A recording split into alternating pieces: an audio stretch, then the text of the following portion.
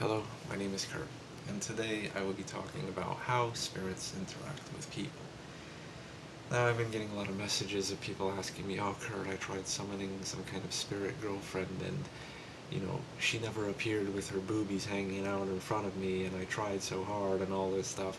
And then I get other messages of people, it's like, oh, you know, Kurt, like, how does interaction with spirits feel? I've tried all these various things, and I'm not sure if I'm getting any results, or if this is just and if I am getting results, how can I be sure if it's not just my mind playing tricks on me and all this stuff? No.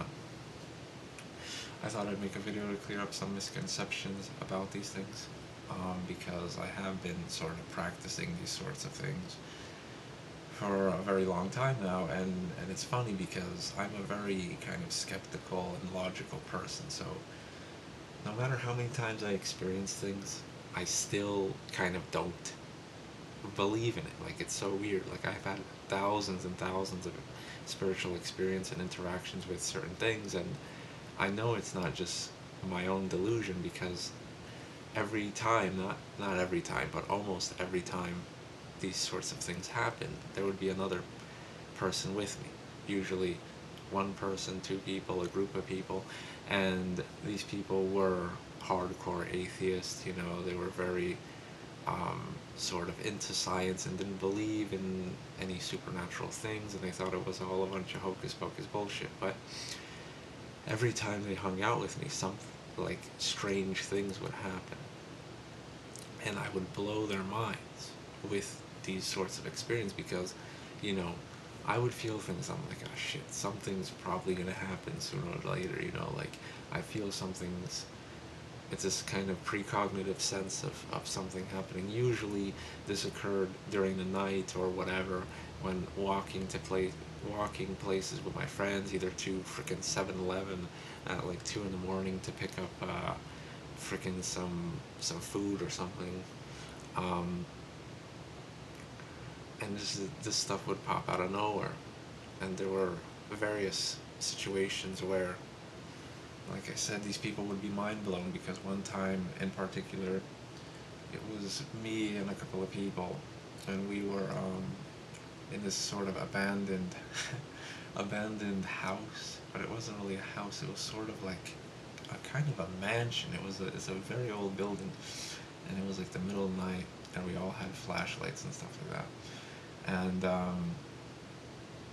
we walked into the building and all this stuff, and then everybody started joking, like, oh man, like, we're this bored that we're adventuring into abandoned buildings, hoping something happens, blah blah blah. And then numerous times I told them, like, you shouldn't be disrespectful when you're entering these types of places, because strange shit could happen. I don't care if you're a skeptic, just kind of respect, even things that you don't believe, you should kind of respect. Especially things of a supernatural nature. So, of course, they didn't heed my advice, and they just started fooling around. And they brought a Ouija board and all this stuff, and I'm like, oh man, it's gonna be crazy. And first, when we entered the building, there was I just felt that something was kind of gonna like turn the corner. It was like this long hall, and there were stairs leading upstairs, and the stairs were like all broken and moldy. And one of my friends had just like started like singing some stupid shit. I think it was like, if you want to take a ride with me, get whatever, that Nelly song, whatever it is. It was so fucking stupid. And then, just completely disregarding any advice I gave him, he started running up the stairs and stuff. And I'm like, just have some common sense. Those stairs are kind of breaking down and all this stuff. You might fall through and like break your neck or whatever. But I don't know.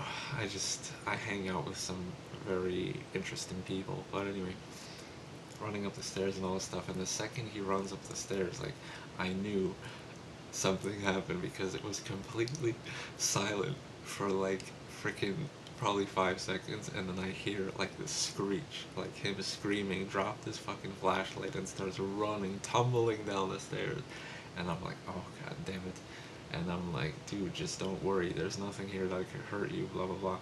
And then I saw like this kind of like dark figure, like this the best way to describe it is sort of how energy looks like. Think of how, in the summer when you see heat waves rising from certain things, like those shimmering type of movements in the air. It's not anything physical. It's kind of like I said, like heat waves, or when you're making a barbecue, like when you're grilling stuff, and you see like I said, the heat rising. It's sort of like that, but this was kind of in shape of a figure, and it was like a very dark type of misty thing.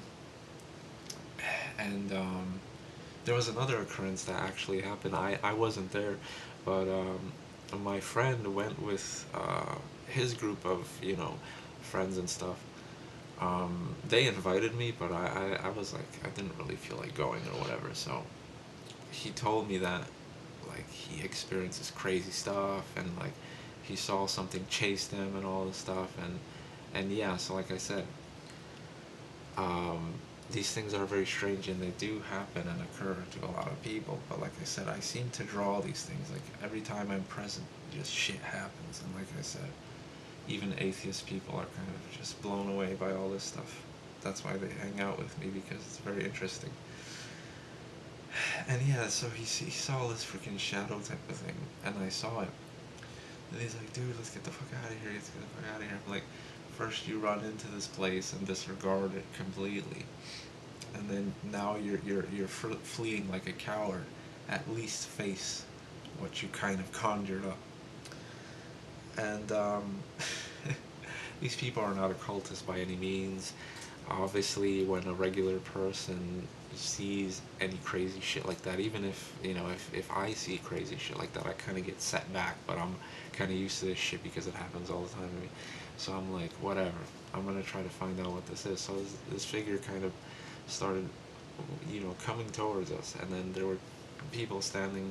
Pretty much, there was one person on my left hand side, one person on my right hand side. They were both shining flashlights towards us. But the thing is, even if you turned out the lights, even if you turned off the flashlights, you could still kind of see it. It's like this kind of shimmering in the darkness, like it's pitch black in there. Obviously, it's an abandoned building, but they were shining towards it, and like I said, it wasn't that the light was illuminating. It was there. The light was illuminating the physical kind of area, the lower part of the mansion. Whereas this existed on a completely different dimension. It was kind of manifesting um, in a strange way. And, I kind of started to interact with it. And there goes my bird flying around. I started to interact with it, like, in sort of like, it all goes through emotion. All goes through feelings. Like, I'm sharing these personal experiences and these stories because I want to show you guys how these things sort of interact and how you could interact back with them. So it's very emotional. It's very sort of telepathic communication. Like, even if you could see it physically, it will not speak with words most of the time because it communicates on a completely different level. This is why it doesn't matter what kind of language you speak. You know, these things could always interact with you because it's sort of a mental thing. You know, they'll speak to you in whichever language kind of you're familiar with. They could speak to you in gibberish and all this stuff too, but from my experience, it's a very emotional thing. It's a feeling you feel. It's kind of like this sense of, depends on what kind of thing you're interacting with too. It could be a sense of unease. It could be a sense of calmness. It could be a sense of clarity. They're very emotional, and then the emotions that arise in you, like let's say you feel sort of like you start, and the thoughts that you get, like let's say a beginner will probably just start thinking of, like, if it's a pleasant sort of thing you're interacting with, spirit, whatever, you will most likely get kind of pleasant, happy thoughts of, like, you may close your eyes and you may feel out of nowhere, or you may see like visual imagery behind your closed eyes of like an ocean or a beach or anything. Like, the thing with spirits is that they communicate to your subconscious mind or even your conscious mind the best way you know how to perceive it, because our human minds are structured in a completely different way than kind of spirits are. They do not have a mind. They do not have kind of a consciousness. It's a force. You know what I mean? So there must be some kind of intelligence behind it, but that also gets into the intelligence of energy. It's all programmed. When you do a spell, what do? You're programming energy to suit your will, and you're projecting it forward, and that takes your intelligence for it, and carries it forth. Because without anything, without your will, without your power, energy has sort of no kind of, I feel it flows by itself, but like I said, you could program it, and you could make it have a kind of a consciousness of its own to go do things that you want it to do. This gets into servitors and stuff like that too. So so yeah, what was I getting into? Yeah, they interact the best way they know how, energetically, through emotions. I found is the biggest thing to me. But like I said, there's a lot of people that see kind of straight up visual apparitions. There's people that hear things like through their physical ears and stuff like that. Everybody's different. You know what I mean? There's different mystics, different people that have different abilities and stuff like that. So anyway, to cut to the chase, I want to make this video short. The way to interact is feel it out. Like, even if you're messing around with a Ouija board, and a lot of people say, oh yeah, Ouija boards are evil, like, I don't recommend them, blah, blah. I say, like I said, if you know what you're doing, like, you won't fuck it up. It's just the danger of not knowing what you're delving into. This is what a lot of beginner occultists, they screw up, because they think they're kind of invincible, and then they start venturing off into all these strange things, and then they kind of get scared off. I don't want to say, like, I honestly don't feel that there's like I can't say anything, because I can't really give this type of advice to people, because it's a very complex topic. But like, from my experience, it's like, you can't fuck up to the point where like when you fuck up, something kind of bad will like kind of push you away from that. You'll be like, fuck that, I'm not meant, like, let's say you screw around with the Ouija board, and then some weird shit happens, and then like, fuck it, I'm not messing around with that shit anymore, you know. Common sense comes into this, but some people don't have common sense, and they keep going. But like I said, tread carefully, but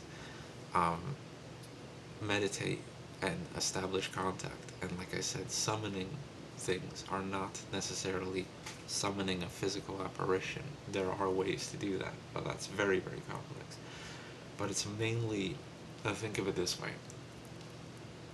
You're in the darkness, and when you summon or call upon something, it's like lighting a beacon of light. And that thing that you're calling to is drawn to that beacon. It's like sort of like a text message. Like, let's say I text, you know, this one person, and I want to send them a message, and then I send them a message, and it's their choice whether they want to reply or not, and how they want to reply as well. But the thing with messing around with these supernatural entities is that you could drag a lot of other things along with it, or things that necessarily, like, let's say you call out to some sort of benevolent entity, like, let's say you're calling upon, I don't know, let me give you a random example, like Aphrodite or something. You want to work with a spirit of love, right?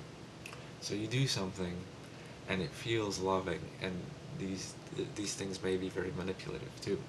They could fool you. They are very well versed, because like I said, they interact with the mind and the emotion, so they could very easily manipulate this and kind of fool you. So you really have to be very well versed in this stuff.